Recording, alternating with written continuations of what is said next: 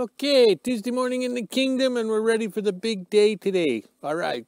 On November 5th, we went out there and flooded the muskeg wearing snowshoes and stuff. Just about got wet. Well, in fact, the staff got a boot full of water.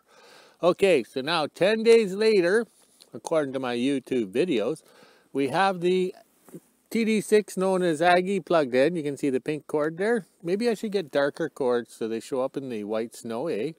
Okay, but do we have a problem today? We want to go across the swamp with Aggie pulling the double Z drag. So we're going to create our own problems knowing that the double Z drag is going to drag too much because it's in the double Z drag position instead of the single Z, okay? So, and it's too warm. Yes, it's warm. I can feel it out here on my face. It's warm because according to the Weather Network, here I'll read my notes so it's correct. We're minus 11 Celsius, but feels like minus 15. And on the F scale, that's 12F, okay? But feels like 5F, okay? Oh, I'm learning all about the F scale, eh? All right, so Aggie's been plugged in all night because we thought it was going to get colder because the weatherman lied to me like my ex-wife. And we'll scroll this way. And we will try for start videos on some of these things here today because we feel that the gods of start were going to allow us. Okay, seems how Aggie's going out on the swamp by himself. We're going to have the D6. See, my arm's not long enough there. Look at that. We'll have the D6 9U known as the hood plugged in and ready to go. The engine will be warm, so it'll fire up in case Aggie goes swimming. But also, too, that D6 was underwater for 3 years now, or 3 years. And we kind of got it up and going, so it's been a 20-year project. But also, too, that D6, known as the hood, has a winch on it. The D6 winch, so it'll yank out poor Aggie once Aggie falls in and gets wet. All right, we'll just do one more scroll to check on the flag exercise. I got some talent today because I didn't really drink the vodka. So I'm a little slow today. I don't know, my bones are hurting or aching. Oh, the flag exercise should be over here somewhere. Oh, we'll have to do that side step. All right, the country music's playing, and off we go this way, this way, this way. All right, there's the flag exercise up there. Okay, he's in his natural state of being limp because there's no wind or anything. So for the Swedish kid, this would be what, day number 40 that we've had no wind or sunlight to live off the grid with, you know, solar power wind generators and stuff. So I don't think batteries will last that long because the new batteries don't like work anymore. So you buy a car battery, you think you get 5 to 10 years out of it, but no, the next year you have to buy another one. And it's the same like Skidoo batteries. Those little wee Skidoo batteries, you know, and quad batteries are so small. And their price of almost double the price of a good car battery, you know. So somebody's marketing it pretty good. And those things don't even last, eh? So if you buy a Skidoo, buy an extra battery and a belt too, because it's a long walk home. All right, we're going to go over there now, okay? So we'll head over there. Okay, I'm now over here because I was over there, just like on Sesame Street. Okay, the double Z drag right here. See these two crossbars or drag beams or whatever? We usually only want one to bring during breakup, or I mean freeze up, because we want to shave the road because it's going to cut good. But seeing how we last used it, it has the two bars going across in two places, like over there too, eh? So this drag is going to pull extra hard and heavy. So that could pull the back end of the cat down into the muskeg, and it'll end up like that 41 Chevy 4x4 doing the Carolina squat on the back end, eh? But also the fact too is you see that cable right there? Okay, I gotta move my arm. Okay, that goes right through to the back and it pops out back here. All right, so if the little cat goes through, we hook onto the cable with the big cat, and in theory, it comes out. So we don't have to go out on the bad ice or whatever to get it. So this drag is well thought out, like ladies plumbing, eh? And it's very complex and everything. You know, it's so complex, I should get that Bill Nile guy to explain it to everybody, but I'll give you little bits at a time, eh? So you don't get confused like my marriage, okay? All right, I don't know where the dog went. Maybe he's confused too. But look at that overcast sky. It's just an icky day. So I don't know what kind of filming we're going to get. Maybe we should get them Hollywood gods up here to film us and create drama. More drama, more drama. Okay, well, whatever. We just act normal. Well, I better go have my coffee. Okay, the staff is here and she's sober, and it's 12 noon lunchtime old time. So we're going to start the TD6 known as Aggie and head down to the Muskeg pulling the drag. But the thing is, it is so calm here today, we can hear the sounds of Whoville. So that means the diesel cat running will affect any videos and stuff like that. So we'll try not to record or anything or make videos while the cat's running, or not, we'll have to park the cat far away, because you don't shut these old cats off for some reason, because they start on gas and switch to diesel. We'll show that in this video here. So okay, let's go see if we can take the cat swimming.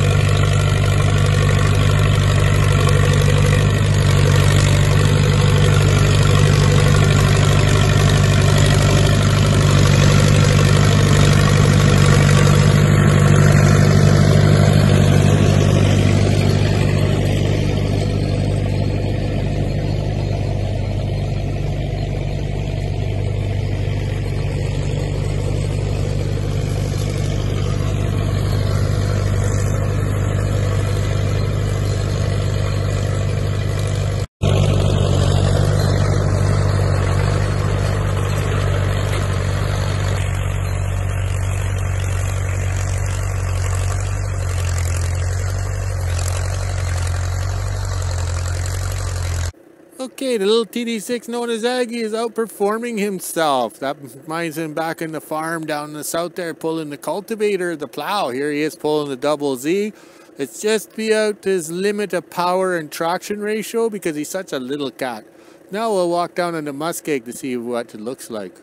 Okay, the problem we have here, it's too warm and Mr. Willow branches are just folding over. The double Z drag has cutting edges on it and should just cut these right off and shear them, eh? But it's too warm. We need the cold weather to shear this off. But that's no problem. We have lots of winter left, okay?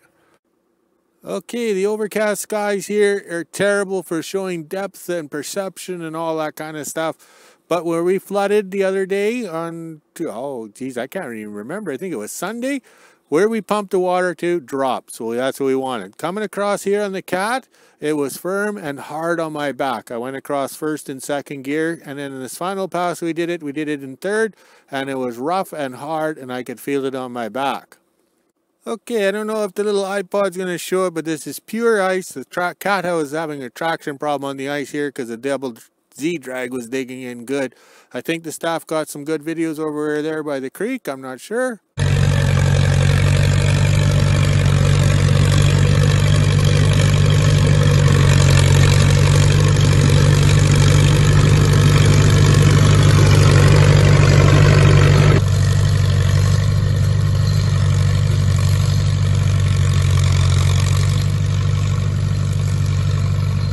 Okay, this goes to show you if you get off your tushy, off the couch, quit playing the Xbox and get out here like the old timers did back in the day. So we went from 10 days ago, not even be able to walk out here. Now we're driving a heavy Cat across, pulling a drag that is really pulling back down on the back end. It should have gone and sunk through. But this is what I'm saying. The old timers got out into the bush, worked the Cat trails and the Cat train trails and the ice roads to make a road because they had to haul the freight because they got paid to haul the freight. Nowadays, everybody sits around on the couch, relaxing, watching the Xbox, and figure the world's going to be handed to them. So then they go out in January and try and build a road. Well, guess what? We're well ahead of you guys. We haven't even had cold weather, so this is what's telling you. We're out here working when it's warm or warmer temperatures than what is everybody wants. Everybody wants the -30s, -40s. No, the old timers will tell you that's the worst weather to build winter roads. You want to work it when it's -20 and stuff like that because it's easier on the equipment, easier on the bodies. All right, so now we'll head up to the house and we're going to get the Linn tractor out.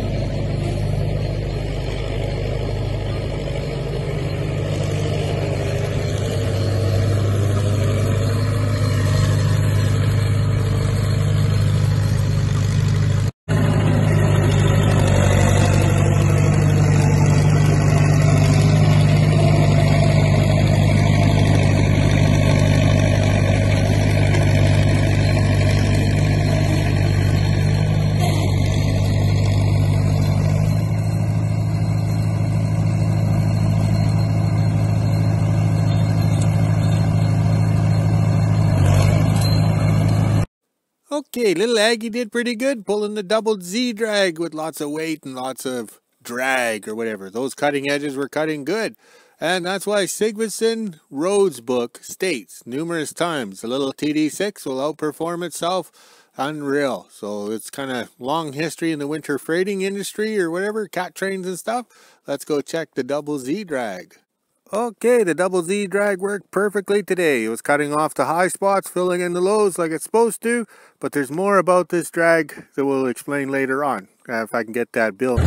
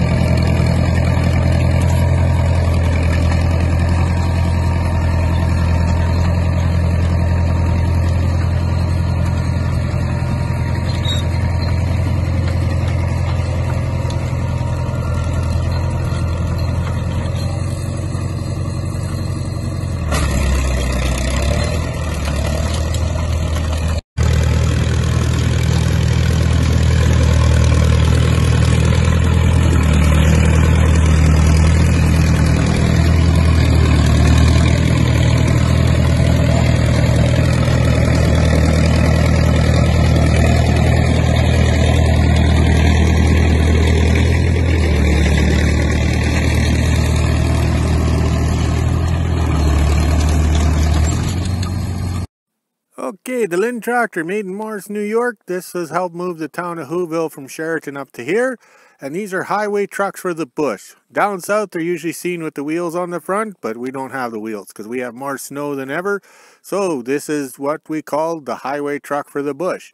And my daughter and I are the only ones that actually know what these things are capable of and what they'll pull on the sleighs, because everybody else that owns a Lynn tractor or a Lombard tractor, they drive around at the museum or the parade grounds looking pretty or looking good for the ladies.